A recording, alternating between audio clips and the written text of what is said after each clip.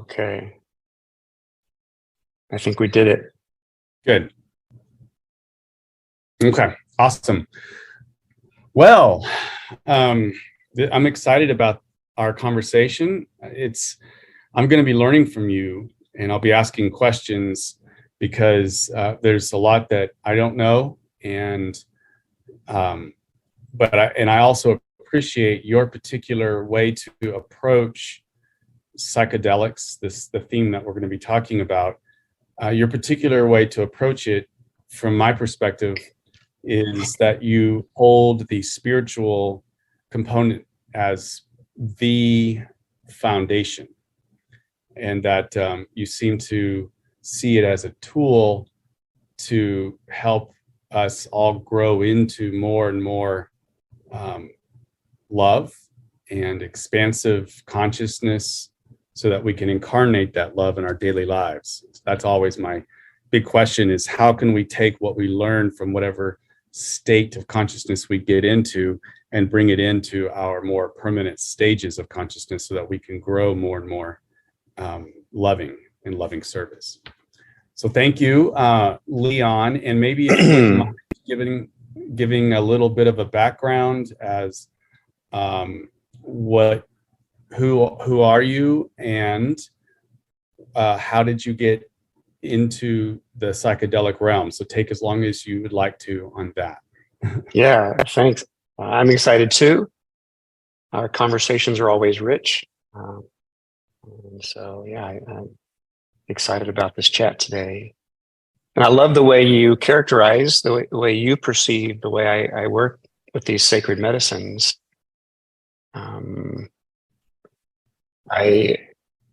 When I had my first experience with ayahuasca, served by a Colombian shaman, in 2015. I was at a very dark place. I had an extended depression. I was diagnosed with major depressive disorder. And the therapist said, well, the next thing we should try with you is ECT, electric convulsive therapy, like shock treatments. Yeah. Yeah, I think what I just heard you say is you don't know how to help me. Mm-hmm. And through grace, about that time, I was watching Netflix and saw You May Also Like, and there was this documentary called DMT, the Spirit Molecule.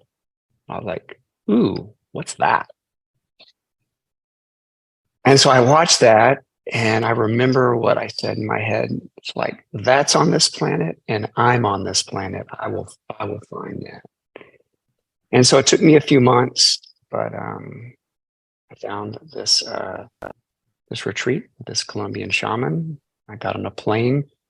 I found out about it the week before it was, but I got off my meds, because that's what the facilitator said. Yeah, you don't want to be on meds. And so I stopped them that day, which was like a Sunday or a Monday. And yeah, at that point in my life, I was raised Catholic. Maybe I would say I felt forsaken, and I had kind of sworn all that off. I, tongue-in-cheek, called myself a recovered Catholic. I was somewhere between agnostic and atheist at that point in my life. And yeah, I had no patience for religion, and maybe not even spirituality. I just was desperate to heal. And I would say that all my healing has come through spirituality. That experience was my initiation to my heart. I felt like I got introduced to my heart, felt my heart for the first time. It felt like it was my spiritual initiation at that point in time. And the trajectory of my life changed then. Shortly after that, I met who I oftentimes refer to as my teacher. He was really an angel for me. worked with me pretty intensely for about a year and a half. And I can remember about 13 months after waking up one day and realizing I was glad I was alive. And I had been so convinced that it was impossible for me to ever be glad to be alive that it felt like a miracle that I was standing there in my apartment in downtown Dallas, looking out the window and feeling like I was glad that I was alive. That was a miracle for me. Like I was so absolutely convinced that was an impossibility. And so that's that's how it started for me. My teacher taught me how to work with the medicines, and before I knew it, probably sometime in early 2016, I had someone asking me if I would help them, and that was the first time I worked with somebody with the medicines. And here I am, and I'm still doing that work. It's not anything official for me when somebody finds me. If I feel like these medicines will help them, and if I feel like they're suffering like I was, or if I feel like they're on the cusp of like going through a portal spiritually, that's the other kind of class of people who a lot of times they're people I know who can feel that there's something that can open up for them, and it's always an honor to get to be able to witness that. Those are the two main scenarios of the people that tend to ask me to work with them.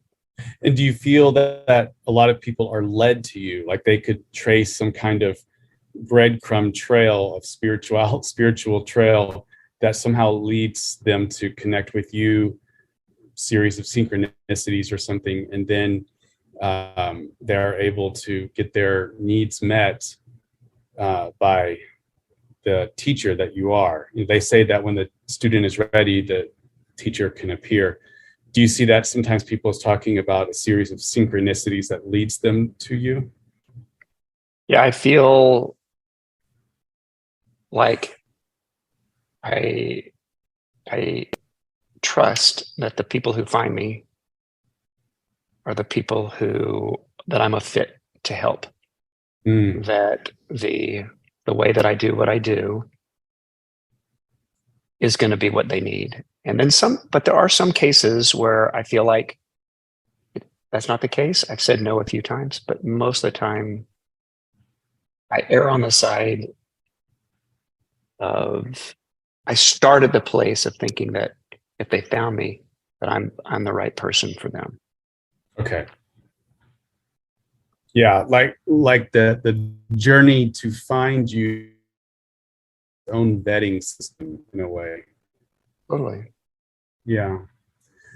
Well, that's fascinating. So I'm hearing you say that your own pain that you felt in the desolation of a depression, and depression is when someone's really depressed and has severe major depressive disorder that would be primed and ready for ECT, that means that a lot of things, they've tried a lot of things and it hasn't worked, and feel that there is a hopelessness, like the rest of their life is truly hopeless, that there's no silver lining, this won't ever get better. And the valley that people tell you, and you're just in a valley and you'll come back out of it, doesn't feel like a valley at that point. It feels like an endless black tunnel that you walk forward but can never escape the oppressiveness of that darkness. That's where you were. And then you moved into, you were led to this guy, well, you were led to the Colombian shaman, and it happened to be synchronous with your schedule. And then that started something. And then I guess you came back. Did you come back to the States and found the guide that worked with you more intimately here, or was that the Colombian shaman? No, it was just the grace, but it was actually through someone that I met at that retreat that the breadcrumbs went through that retreat to find the person who really just ended up being just a few miles away from me in Dallas. Okay. Wow. Yeah, no kidding. Okay. Good. And then you say normally two types of people find you. One are maybe someone who's really suffering from depression and or anxiety, and they're trying to explore ways to feel relief from that. And then the other might be where they're plateaued in some way and they feel a calling to move in some direction, but they're not quite sure how to get there. And so they're led to you, and then you can give them the means to experience a type of consciousness that opens things up for them. And yeah, I would say, go ahead. But no, that was a question I had. Yeah. Yeah. Maybe they would say that they're at a plateau a lot of times. What I hear from them is they feel like there's something for them there, and they feel like they feel called to explore deeper into themselves, and which, you know, I'll go ahead and throw that in at this point too, that I love the way you characterized how I work with the medicine and the spiritual frame. Kind of it all starts there, because for me, that is what started to shift my ability to be at peace and have some joy in my life experience. A big part of that was the way I started to see myself and the way I started to see what the world is and why we're here and the purpose. And all of that was around spirituality and consciousness and cosmology. Really, how did the world get created? What is it? How, you know, what's the arc? What's the purpose of it all? And so as all of that shifted, I started being able to make peace with what the world is, what we are, each individually. And then the other thing I was going to add in to your great intro was that, you know, I feel like at the core of what I do with the medicines is help people align to themselves and kind of, I think these medicines are unique in their ability to take someone who is conditioned and calcified into the constructs of our culture and, you know, the idea of what we're supposed to be, what we should be, and what we're supposed to be, what success is defined for us as, and then to help make a shift, which is a pretty tectonic shift and a shift of viewing and align with the uniqueness of who each of us are, and the guarantee that each of us is absolutely unique. And that's what's wanting to come through, is our uniqueness. And break this idea of just trying to fit in and be normal, but really to be liberated into trying to deepen into the uniqueness of what we are, and the willingness to be at odds with maybe a lot of other things that are going on, and to lean into that, you know, kind of this idea of raising our freak flags high and the liberation that comes through that. And man, that's a big journey. And these medicines, I absolutely agree, and I say it sometimes myself, but they're not for everybody. And which I think that's true, but also I think that they're so powerful for helping us to break out of this calcified rut, you know, this feeling of stuckness that so many of us feel at varying levels. Because one of the things that's unique about psychedelic, these medicines is that built into the experience is the suspension of disbelief. And I think that's one of the big things that makes these medicines so powerful, is in the experience as a gift, you get the suspension of your disbelief, which itself creates possibilities.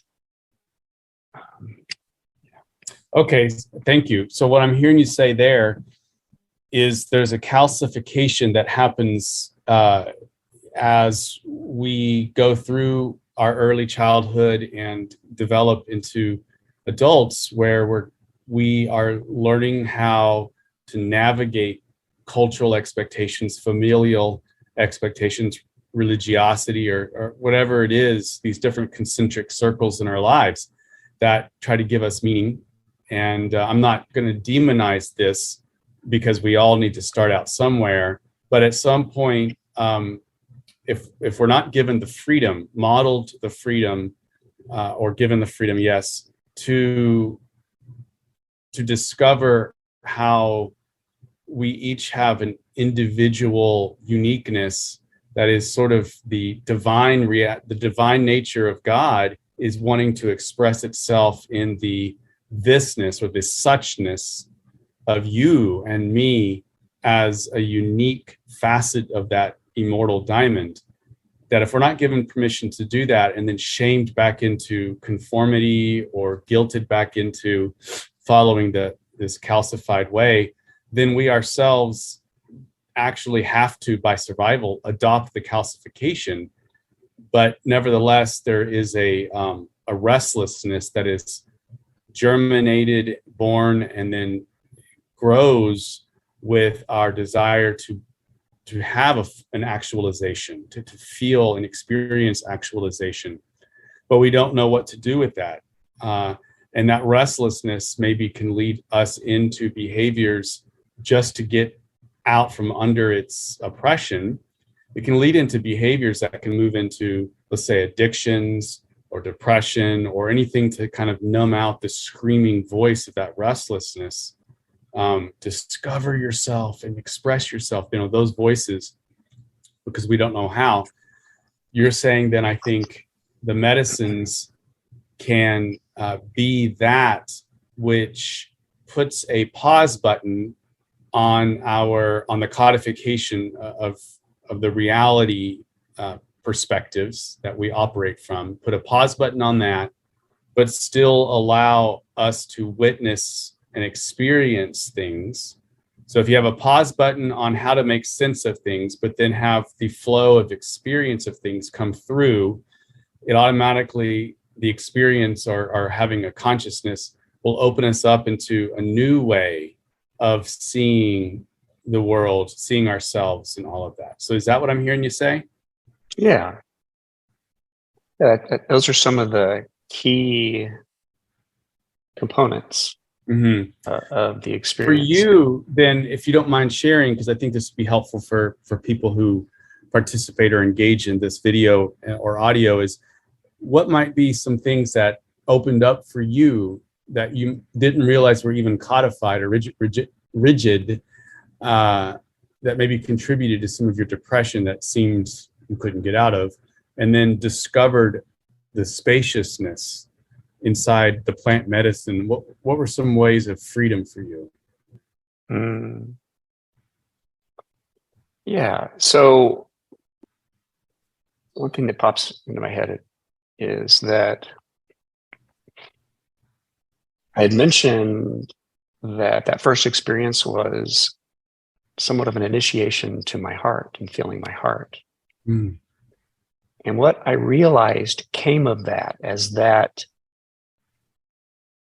unfolded, was that I realized that my heart is also my internal compass. And what this contrast showed me is that until I felt a connection to my heart, my internal compass, that I had a tendency to find out what's appropriate and what's not appropriate. Like, what are the things on the menu of things that are okay to do was what I was seeing other people do. And so as I look around to the other people out expressing in the world, that was my menu of what things were okay and acceptable to do. And that started to shift when I started to work with these medicines to where I felt my own internal compass come online. And then it wasn't working off of a menu. I felt like the force of creation was creating the possibilities, not just this limited menu of things that have been witnessed by me in the past. So the menu became an infinite menu, and also things that I was feeling pulled towards. And so that was a dramatic shift in experiencing. Okay. Did that make sense? Yes, it did. I'm going to put a pause just for a second. I can edit this out. My computer is saying that I'm almost out of space, but I need to just delete a couple of things. So this will just take just about 30 seconds here for me to delete something. So I'm going to stop recording, and I'm going to I have to stop recording, right? You don't. I mean, it. we can just edit. I already pause it. Yeah, that's fine. All right, go for it. All right. Well, what I'm specifically interested in is the way it feels for you or felt for you to align your heart with, let's say, the creator's heart. Now, maybe you didn't say these, so I'm putting words in your mouth, and please correct me if I'm wrong on this, but it feels like when you accessed the medicine, that it opened up your constriction and there was an alignment, maybe a portal, like heart, creator's heart, and that allowed them to right through into you and through you into the world. But what was that experience like for you? Yeah. So the first thing I'll say is that in some of my medicine work sessions and some of my journeys, I'll call them journeys, I started getting introduced to the idea that, and I'll use some phrasing from another body of work that I really enjoy. You know, I've mentioned this to you before, the Paul Selig's guides, the channeled work that I like a lot. And one of the things that they said in one of those books that really resonated with me was the idea, at least in a phase, that there's a braiding of the wills, like the divine will and the will of, you know, the physical egoic fear entangled self, a braiding of those, at least through a phase of it. There's a braiding of the wills where, you know, we acknowledge that we still have our own will, and that there's a divine will, and there's a braiding of that. So initially there was just an introduction to the idea that we might start to soften and start to ease ourselves and become more into an allowance of something that might be offered to us by our higher self, of the divine. And so, and then what I found is I would do work with the medicines. Oftentimes I would really feel and experience this idea of just being a vessel and being an allowance, which felt somehow that felt very powerful and very freeing and very natural and very whole, very whole. The wholeness that came with that. And then between sessions that I would be doing maybe at the most monthly, you know, after being in the force of the medicine, finding myself oftentimes being back into the scenarios that I'm used to, and that feeling like it was just a million miles away. How could I ever accomplish that? Just, you know, so there's this like dance between being back in ordinary consciousness and what I sometimes refer as this fear entangled mindset that we all, you know, that's part of what we signed up for in the human experience. And then occasionally going into this space where that fear entanglement might get rested, relaxed into the background, to where we feel more of this openness and connection to the divine, and feel like we're one with it. And from that place, it's like, well, of course we're going to be a vessel for the force of creation to flow through us and to be able to be an expression of God. And then you go back, and then you're like in the real world. And so it's a dance, and it's it's a practice. It becomes a practice. I think of it from that perspective, almost like karma yoga, as like bringing every moment becomes a practice. The ability to dance with what's in front of us, what's showing up, and to be able to relax into it, and to see if we can be more an allowance, and be less reactive and less driven by our fears and our trauma, and be more just open and trusting. Because to me, that becomes a big part of it. What I'm hearing you say is that when you have unitive consciousness, when you have these moments of the altered states, mm-hmm. and you are experiencing yourself inside a united field of consciousness, so it's no longer, you're looking out of the world from a dualistic mindset of mm-hmm. Subject object. Mm-hmm. But all of a sudden, everything is a subject to subject connection within the field of unity and union.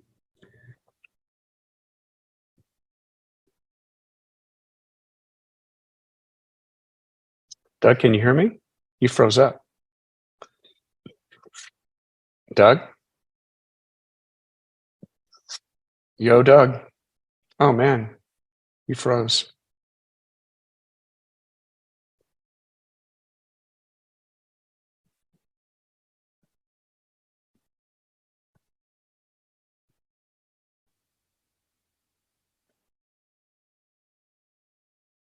Start again, and yeah. My question is, when you're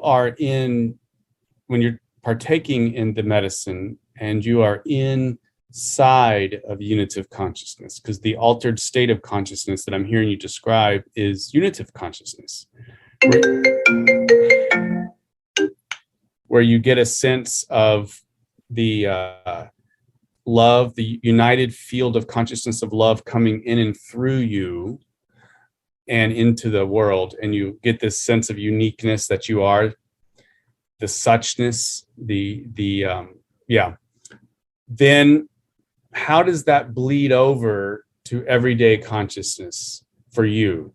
And it shows up in the mundane world, where all of a sudden everything takes on a sacramental nature, a holy nature, and is no longer a part of this ethos of separation, but rather a subject to subject connection inside unitive consciousness. So I'm wondering how that shows up for you. Yeah, I think that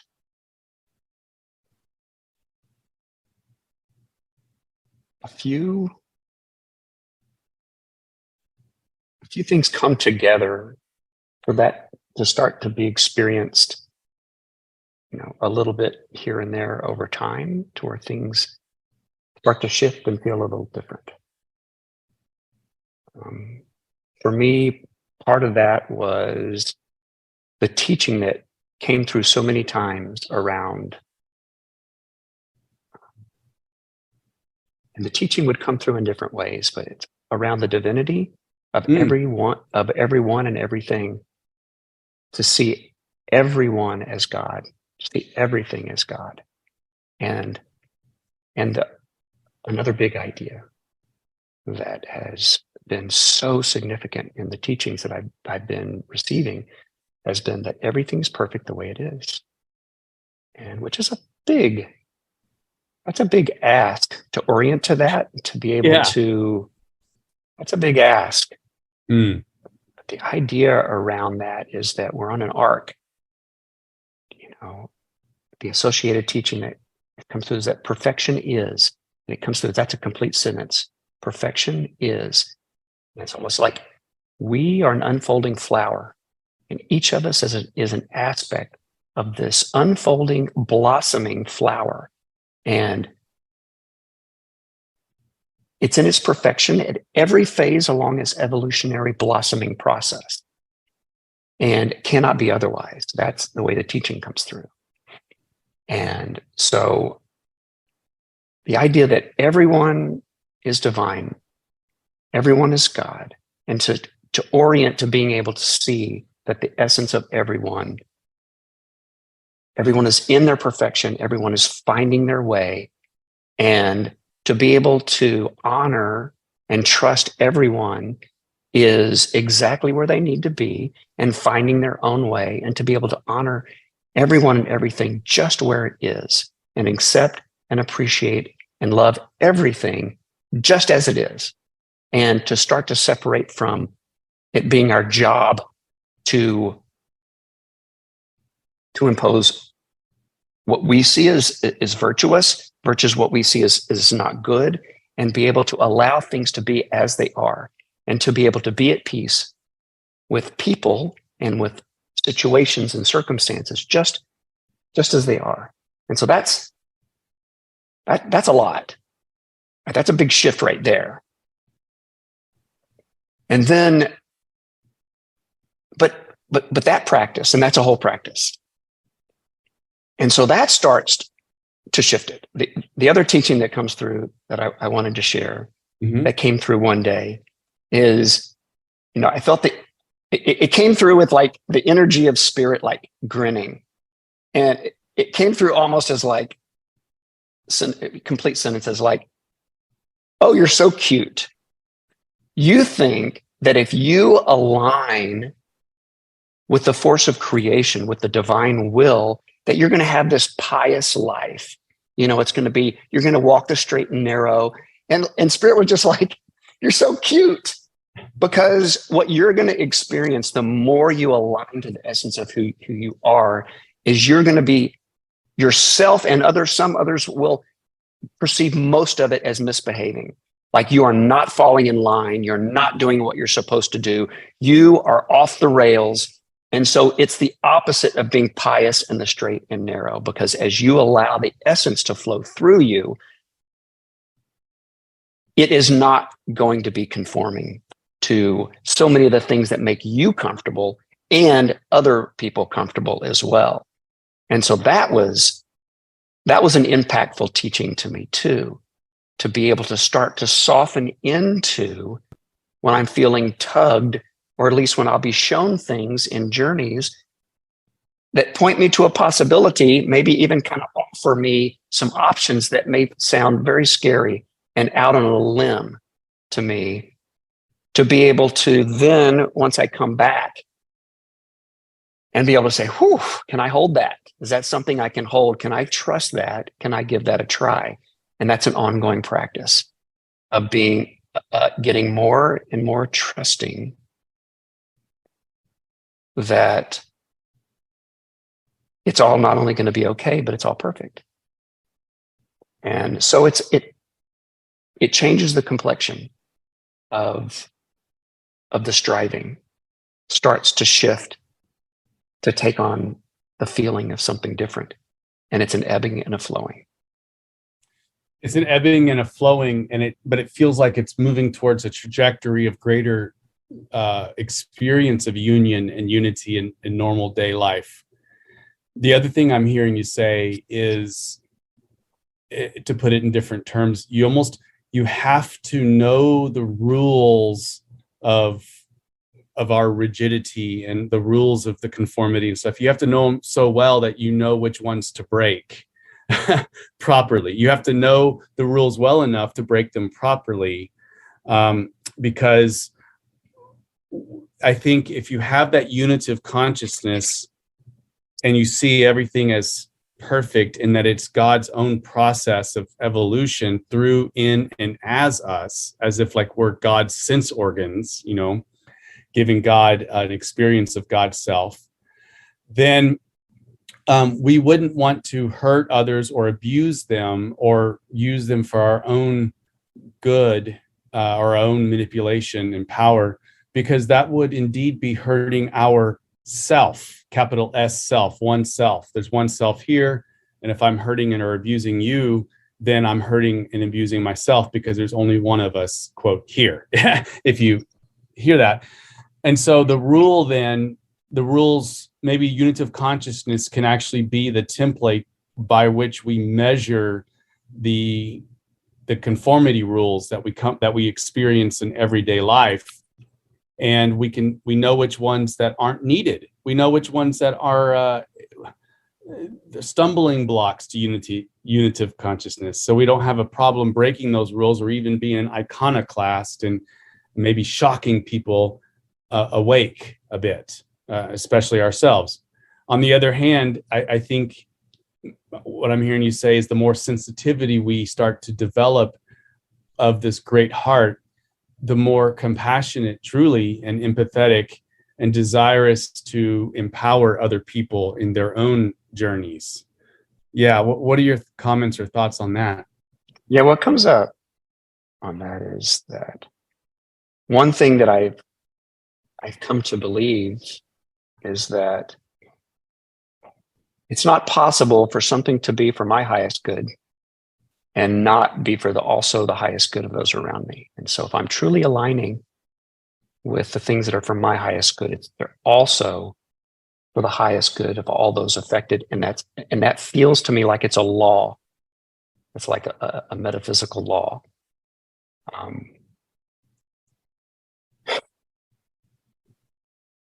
And so that I think is part of what you're asking about. Mm-hmm. Yeah, that's great.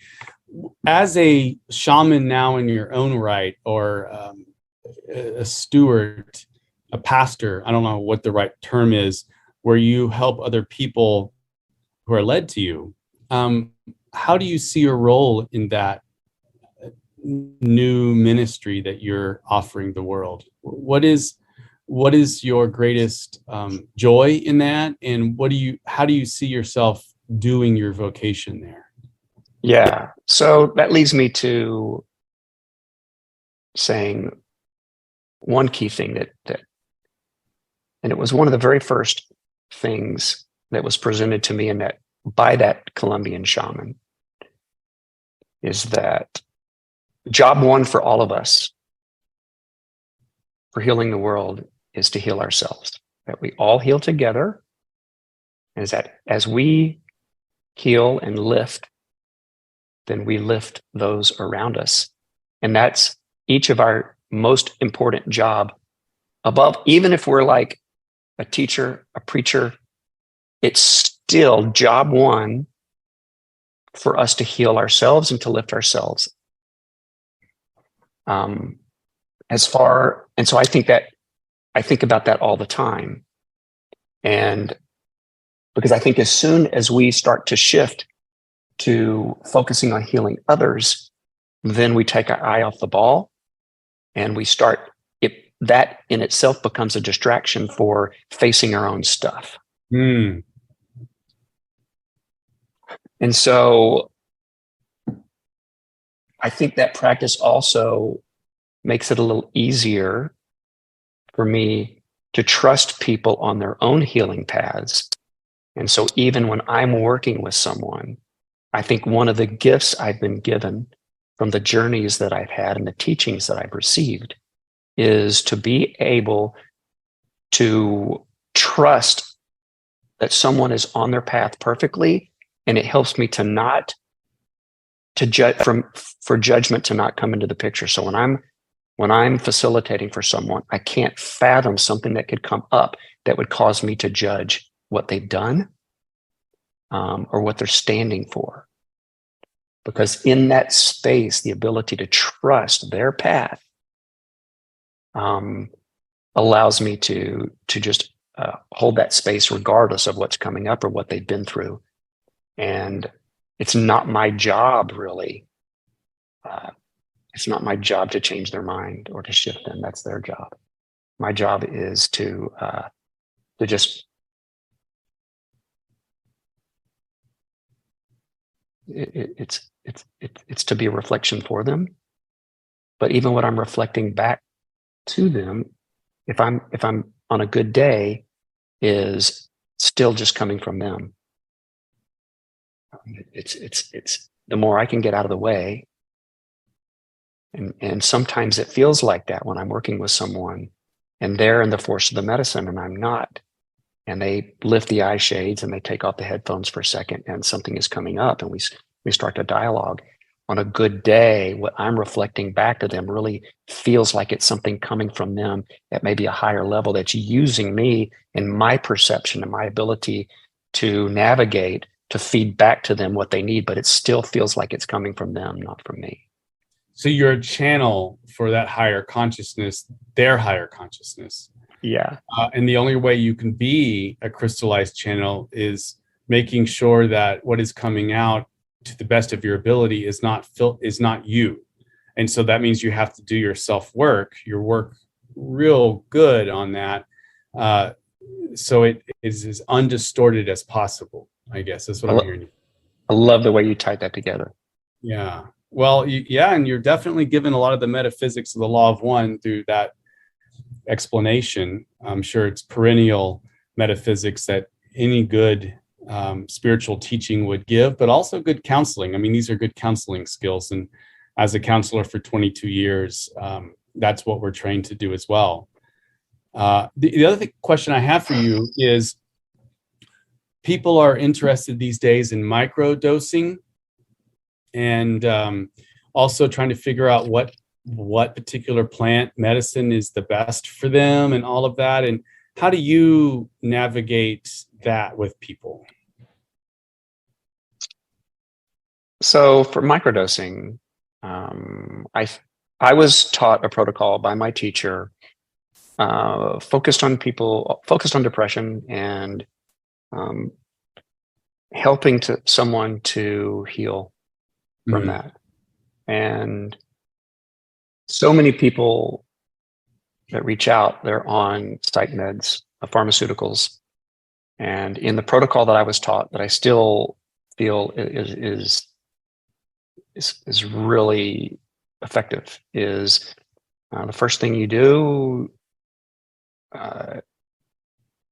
as you start to wean off of your psych meds is to microdose. And usually that is psilocybin.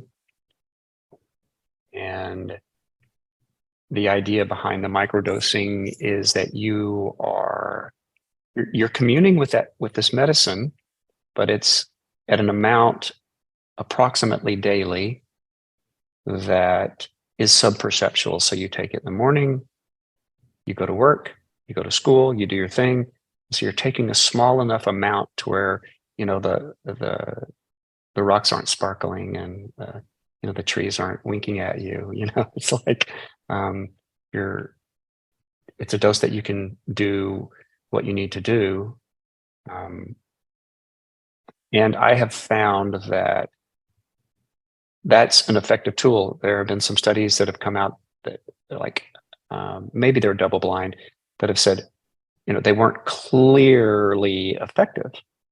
My experience anecdotally and through the people I've worked with is that the microdosing really does matter. And so I think that over time that will be shown that taking subperceptual amounts is a very helpful tool, along with doing periodic therapeutic dosages.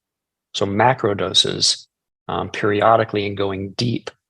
And so those two together, I think, are very complementary, and both together help. Cool. I know, I do believe that the future of counseling and psychology is going to include, as part of mainstream treatment, microdosing, because that's a lot of research is moving in that direction, that are finding the evidence-based treatment protocols of microdosing as being efficacious, and it will be a part of the tools for counselors to help people. So I think this is the cutting edge.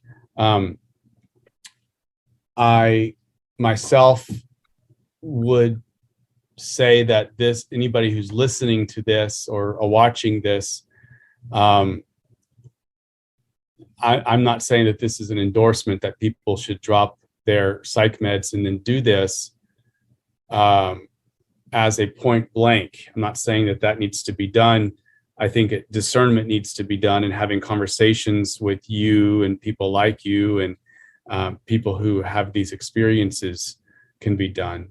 But I just want to go on record is by saying, as a mental health professional that's conventional in these ways, is that I'm not personally endorsing the the dropping of all medication right now.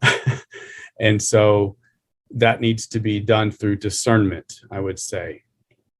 Because I don't want somebody to hear this and say, well, okay, let me drop all of my medication and go find somebody to do microdosing, and then that lead them into a lot of trouble because maybe they're connecting with somebody who doesn't know how to help them like you do. Well, I'm not a healthcare professional for sure, and I have no credentials to offer any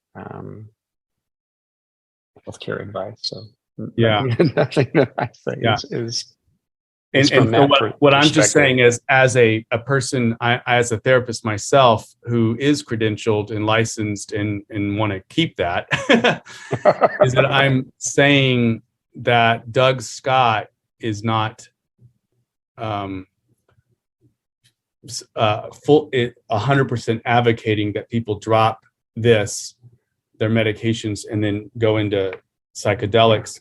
What I'm saying from my perspective as a counselor is I'm very interested in your knowledge and want people to feel better. And I already see the writing in the road is that we will be moving in this. My hope is that within 5, 10, maybe 20 years, we won't need to have so many psychiatric medications because people will know how to do microdosing. It'll be, it's hopefully a lot better and more efficacious than the medicines we have now. And that we'll be doing energy healing, because I think there's a whole school of energy healing that's also being studied and shown to be efficacious. So I see this conversation that you and I are having as a movement forward in bringing, unfortunately, what is now fringe, on the edge of the mainstream, but still fringe. And I'm hoping that it'll move it into the mainstream, as even if 1 or 2 people, even professionals that listen to this, might be more open now that they've heard your stories and journey into that. A quick response to that is, I don't have experience with how effective is microdosing by itself to helping someone to heal from depression, say. I just don't have a lot of experience with that. Usually the people I'm working with are doing periodic therapeutic deep dives with macro doses, and the two together, I know, are a compelling combination. Yeah. I think that's the future. I really do. And I see you as being instrumental in that. So thank you for your work. Yeah. Here's another question. Well, you I didn't get to the second part of that, the question that you had a second ago. You asked about microdosing, and then also about which medicine should someone use? Was that the other question? Yeah, that's one of the biggest questions that I get. Okay. The two main medicines that people will work with for this kind of work, one-on-one work, is psilocybin and MDMA. MDMA is especially well suited for PTSD. And so if someone, so I'll back up a little bit. Generally, I don't like to be the person who picks which medicine someone does. Got it. I like for them to feel called to the medicine that they would use. That said, there's certain things that they will say that will make me feel like one medicine might be better than the other. Okay. Generally, in the protocol that I was taught, MDMA is the first medicine. As you are planning to do multiple journeys, MDMA is most reliably the most gentle on the psyche. And so you hear about having uncomfortable experiences on the classic psychedelics like psilocybin, magic mushrooms, and LSD. MDMA, you're very unlikely to have that kind of really uncomfortable experience. MDMA may show you some things that you need to see that may not be easy, but generally not going to be jarring. So MDMA is reliably gentle on the psyche, and therefore, for a lot of practitioners, that's the go-to for the first medicine that someone would do a journey with. Okay. That said, psilocybin, magic mushrooms are absolutely 100% organic. I don't think anyone has ever died from overdosing, taking too much. Like if you accidentally took 10 times too much, you may go on a hell of a emotional ride, but your body's going to be no worse for the wear when your feet land back on the ground. And so for a lot of people, and also MDMA seems to have a little bit more of standard modalities that the teachings come through as, where psilocybin mushrooms seem to be so dynamic in the way that they can work with you. Sometimes it feels energetic, sometimes it can be very cryptic and very,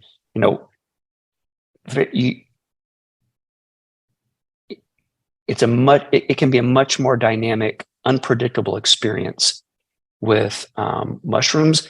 I think if someone comes to me and they're looking for that spiritual immersion, then magic mushroom tend to be a good choice, especially if they don't like the idea of taking something that is made in the lab.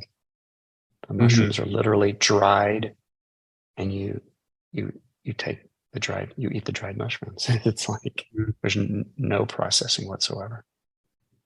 With a little ranch dressing and a Saltnose cake.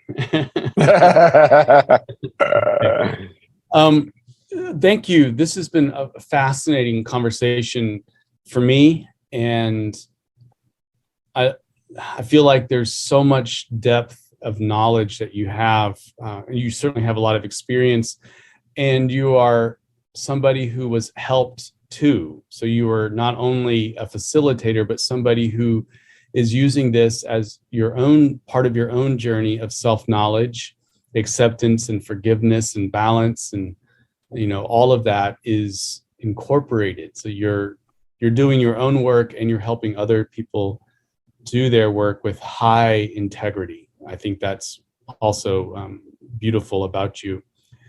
Where can people learn more about your work? And I think you also have a meetup from time to time, or something online that you facilitate. So maybe if you could share a little bit more about your information, that would be great.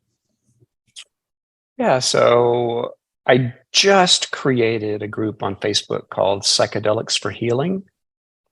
That's a great place to start. I just created it.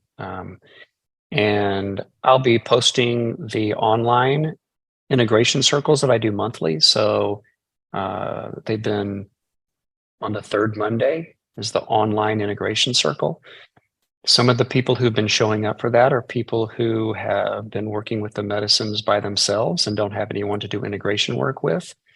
But always recommend that people have an experienced facilitator to work with, if at all possible. That said, some people don't, or they just decide to try it themselves. And then that's some of the people who join this third Monday integration circle online. If you want to find that, you can look through Psychedelics for Healing on Facebook. I'm Leon Campisi on both Facebook and on Instagram. I don't really post a lot of this kind of stuff, but you can connect with me through that. And the other thing I'll say is, at this point, this isn't my quote unquote career or work. I had a long tech career as an entrepreneur, and I was able to transition out of that summer before last. And so this work that I'm doing now is really following my heart, and it's unfolding. And currently, I'm doing the kind of stuff we've been discussing, and we'll see where that leads. So you're in process too. This vocation is in process.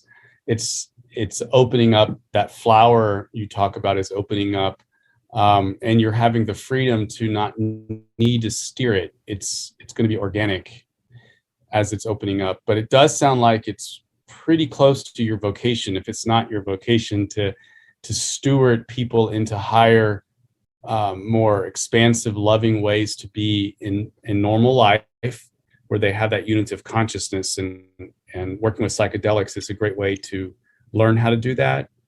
And you're one of those people that are called, seems like to me, to do that. So best of luck. I will be getting all of your information, if I could, like your any contact information, and then I'll put that on the show notes so people can access that if they'd like to connect with you. And the Facebook, could you say it one more time, your first and last name, slowly so people hear it, and then the Facebook group?